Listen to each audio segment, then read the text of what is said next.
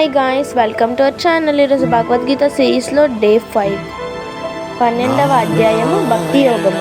భక్తి యోగము అంటే శ్రీకృష్ణ భగవానుని విశుద్ధ భక్తియుత సేవయే ఆధ్యాత్మిక అస్తిత్వ పరమావధి అయిన విశుద్ధ కృష్ణ ప్రేమను పొందడానికి అత్యున్నతమైన ఆవశ్యకమైన పద్ధతి.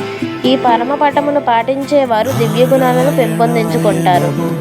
13వ అధ్యాయము ప్రకృతి పురుషుడు చైతన్యము. దేహముకు ఆత్మకు ఆ రెండింటికి అతీతంగా ఉండే పరమాత్మకు భేదమును అర్థమును చేసుకున్నవాడు ఈ భౌతిక జగత్తు నుండి ముక్తిని పొందుతాడు.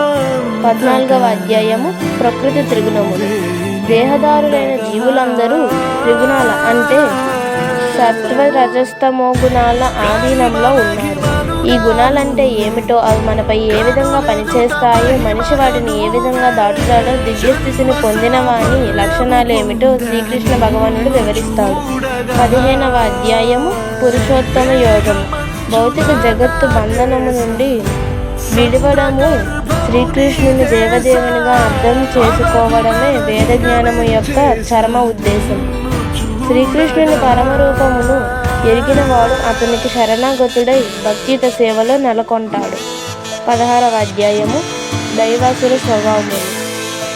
అసుర గుణాలను కలిగి ఉండి శాస్త్ర విధులను పాటించకుండా చపల చిత్తముతో జీవించేవారు నేత జన్మలను పొంది భావబంధాన్ని మరింత పెంచుకుంటారు.